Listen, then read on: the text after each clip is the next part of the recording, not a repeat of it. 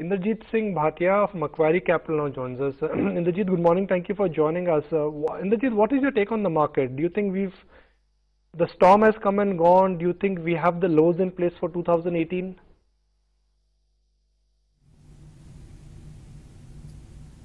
Yeah, hi, good morning, Nikunj. I think the market will remain volatile this year.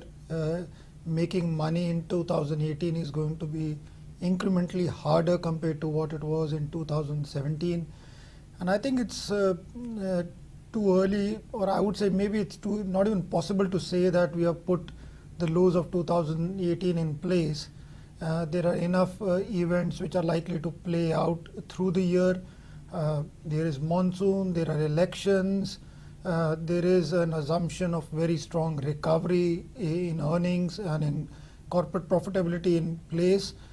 So any disappointment on that would mean that there are potentially downsides which can come through. There is also an issue with what happens to the global trade, the global policies, liquidity. So I think there are enough moving parts at this point of time to conclusively say that we have bottomed for 2018. There are also positives which can take the markets up from here, which are mainly around how strongly India recovers from the twin shocks of demonetization and GST. So, but again, volatility will remain the name of the game in 2018. In light of that, then what do you think is going to be the big risk, Inderjeet, for the equity markets? Is it going to emanate from what the global markets do? Because it's not been a bad set of cues when it comes to the macros back home. So what do you think is going to be the next pain point, so to speak, for the markets?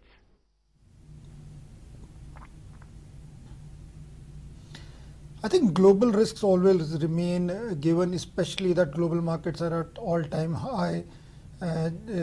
It's very likely that they start to kind of cool off. Any sharper increase in interest rates than what is already factored in might reduce liquidity flow into emerging markets. We are not immune to that, despite the fact that FIIs have become less overweight in the last 6 months or so. But we still remain pretty much part of that global liquidity setup. Now, I still believe that there could be risks emerging within India. We have seen a fairly decent pickup in economic activity in the last 2-3 months. This needs to be followed up with sustained momentum. Some of the benefit, or if I have to play devil's advocate, we could argue that this is still coming on a low base of demonetization and henceforth. So that is there. Politics will remain a key talking point through the year, given that we have fairly large election calendar to kind of work with. Given all these aspects, I would still also think that the risks are, for example, monsoon, because a lot of talk about a very strong pickup in rural incomes in 2018.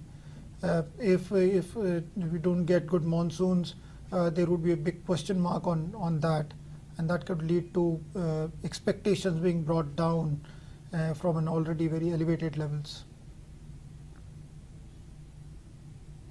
So are you telling your clients that we could be in for negative returns this year?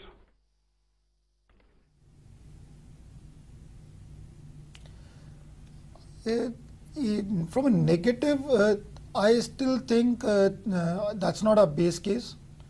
We are looking at high single-digit kind of returns from here, maybe close to 10% returns with a one-year view. Our view is that the domestic cyclicals on a base case would still perform better. We should see activity in the infrastructure side continue to get better through the year. We also believe that at some point of time the housing will start to revive, more so as developers start to adjust to the new market conditions, that affordable housing is a segment where the demand rests, not the premium segment. So it takes time to make all these adjustments in the market. We also believe the latent demand might start to come back if you get any signs of the mortgage rates kind of staying higher. In India, somehow a very strong view sustains that interest rates and real estate prices are only going to go down. and which has kept a lot of buyers on the sidelines. We believe as that view starts to change, maybe it actually brings the buyers back into the market. So the base case, we still think that there is high single-digit returns to be made, but nowhere close to what we got in the last 2 years. When we started the year, the view towards corporate banks was rather positive. But now you think that view needs to be revisited because, frankly, after RBI new NPA norms and the fact that there is going to be more scrutiny on where banks are lending, banks A would be reluctant in lending, and B, they will need more growth capital to grow. And if PSU banks are not lending more, that means corporate banks, at least the PSU corporate banks, would suffer.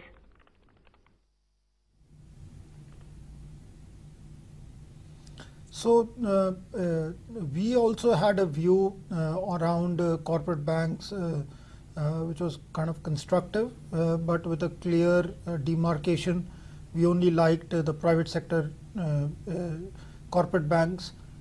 We always had a negative call on the PSU banks, and we sustain and we just persist with that negative call. Longer term, we believe that even in the corporate lending space, PSU banks will continue to lose market share. Private banks will kind of take that, occupy that space. If I look at from a private corporate bank's perspective, the big call is how much more negative news on the asset quality is yet to come out. And we believe that even if there is more recognition of assets, most of these are well flagged. Barring one or two sectors, like I believe something in the power sector might be slightly more than what we have already factored in. But by and large, we should be in that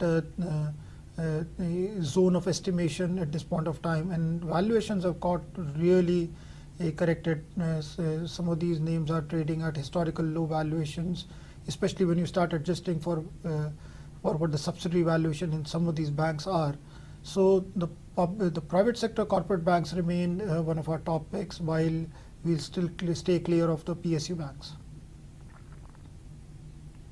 While you have acknowledged that we haven't really seen a decent uptick in the overall economic activity, the sector that is one of the most closely linked to this space would be the capital goods space as a whole. And companies like L&T have gone on record in saying that they have seen a strong order flow announcements, and this has come after all of the investor concerns that we had witnessed in the month of October with respect to order flows drying up. Does the story here, when it comes to capital goods companies, remain fairly stock specific on with respect to what's going on with the overall macro situation? And do you have any preferences here?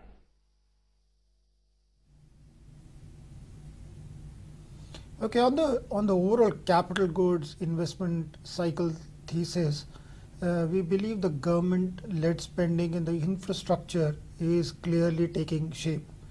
I think one of the points which is overlooked generally when we talk about government is we only talk about the central government. Central government also has kind of earmarked a decent uptake in financial support to infrastructure in FY19, but you have state governments which are stepping up on spending. We still have I would say state governments or central government PSU companies which continue to spend money. Interestingly, the role of the multilateral agencies have become fairly significant in infrastructure financing. What we are coming to a stage where a lot of the plans which were on the drawing boards in the last 2-3 years are now finally coming to execution. So that remains clearly the positive part of the picture. Good thing is also 6 months back we all used to talk about roads and maybe metros, but now we are seeing activity getting much more broad based. If I look at the other two key pieces within the infrastructure or investment capex cycle story, that is housing and the private capex. We are not so positive on the private capex as some of our peers are, and we still think the big uptake will happen only next year after the general elections.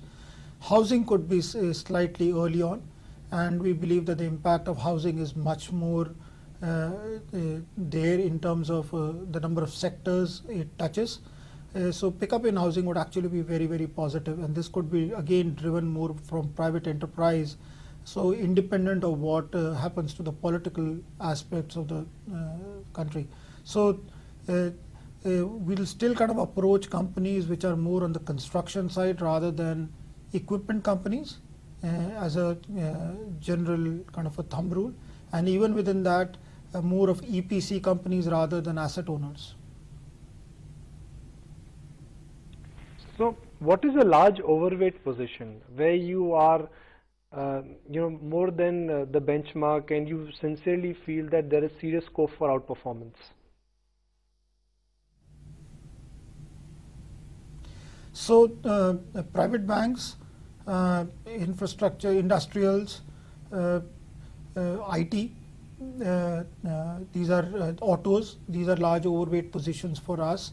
And areas where we are negative are the non-banking or the non-private banking space of the entire financials area, which could be NBFCs, PSU banks, even pharma, that is underweight. We actually also have put the consumer part into our underweight. We believe that the valuations are very rich, and as cyclical start to kind of deliver growth, we'll see shift of money from the perceived defensives to into these kind of sectors because the valuation gap has become much larger.